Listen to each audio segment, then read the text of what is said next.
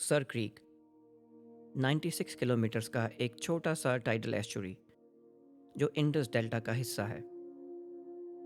ऊपर से देखें तो बस एक क्रीक लगती है, लेकिन इसके अंदर छुपा है फिशिंग राइट्स, हाइड्रोकार्बन्स और पूरे अरेबियन सी की ईईजेड यानी कि एक्सक्लूसिव इकोनॉमिक जोन की जियोपॉलिटिक्स। इंडिया और पाकिस्तान के बीच ये एक साइलेंट फ्लैश पॉइंट है। सवाल है, क्या एक छोटी सी लाइन बड़े कॉन्फ्लिक्ट का हिस्सा बन सकती है? आइए देखें। 1914 के कॉलोनियल एग्रीमेंट ने एक कंफ्यूजन क्रिएट किया। एक जगह लिखा गया कि बाउंड्री ईस्ट बैंक पर होगी, जो पाकिस्तान का आज का स्टैंस है, और दूसरी जगह लिखा गया कि बाउंड्री नेविगेबल थैलवेग यानी बीच के चैनल पर होगी, जो इंडिया का करंट स्टैंस है। दोनों डॉक्यूमेंट्स कॉन्ट्राडिक्टरी थे और वहीं से डिस्प्यूट की नींव रखी गई।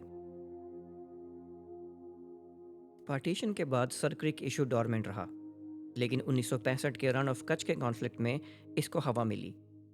वॉर के बाद 1968 में इंटरनेशनल ट्राइब्यूनल ने अवार्ड दिया। रन का ज़्यादा हिस्सा इंडिया को मिला, पर सर क्रिक को डिलिबरेटली आउट ऑफ कंसिडरेशन रखा गया, मतलब इस डिस्प्यूट को रिजॉल्व नहीं किया गया। 1997 से लेकर 2012 तक सर क्रिक पर मल्टीपल राउंड्स ऑफ टॉक्स हुए। 2007 में दोनों देशों ने जॉइंट हाइड्रोग्राफिक सर्वे भी किया और 2008 में ड्राफ्ट मैप्स एक्सचेंज हुए, लेकिन दोनों कंट्रीज का स्टैंस अलग था। भारत कहता है पहले मैरीटाइम ईईजेड लाइंस को फिक्स करो, और पाकिस्तान कहता है पहले land boundary sir creek fix करो, और उसका नतीजा टॉक्स फ्रीज हो गई। अगर ईस्ट बैंक लाइन को बॉर्डर मान लिया जाए तो पाकिस्तान को अरेबियन सी में एक बड़ा वेज मिलेगा, और अगर थैलवेग लाइन को मान लिया जाए तो इंडिया को एडवांटेज मिलेगा। ये वेज डिफरेंस सिर्फ फिशिंग राइट्स नहीं, बल्कि ऑयल एंड गैस रिजर्व्स और नेवल रूट्स तक इम्पैक्ट करता है।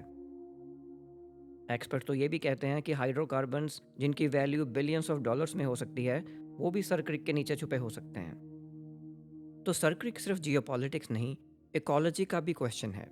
मैनग्रोव फॉरेस्ट, माइग्रेटोरी बर्ड्स और फिशिंग कम्युनिटीज यहाँ सर्वाइव करते हैं।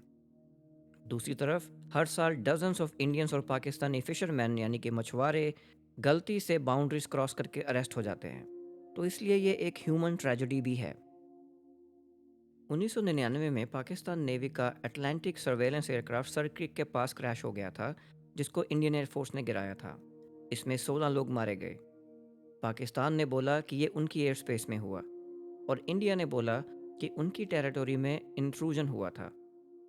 तो ये इंसिडेंट एक एग्जाम्पल है कि सर क्रिक बॉर्डर डिस्प्यूट कितना वॉलाटाइल हो सकता है। 2025 में पाकिस्तान के हावरक्राफ्ट एक्विजिशंस और सर क्रिक के आसपास मिलिट्री बिल्डअप हेडलाइन बन गए हैं। भारतीय लीडरशिप ने वार्निंग दी है कि कोई भी मिस एडवेंचर हुआ तो जवाब डिसाइसिव होगा।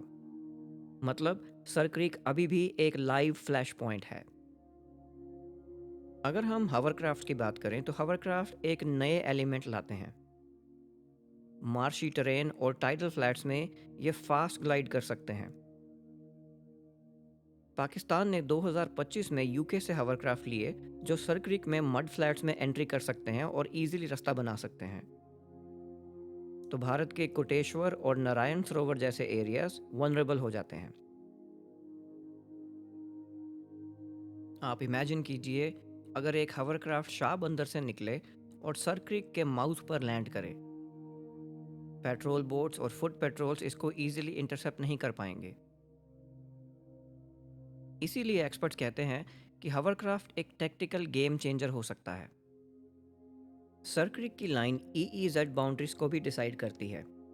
अगर पाकिस्तान को एक्स्ट्रा वेज मिलता है तो वो अपने क्लेम अरेबियन सी में एक्सटेंड करेगा, और इसका डायरेक्ट असर मुंबई से लेकर गुजरात के नेवल ऑपरेशंस तक पड़ सकता है।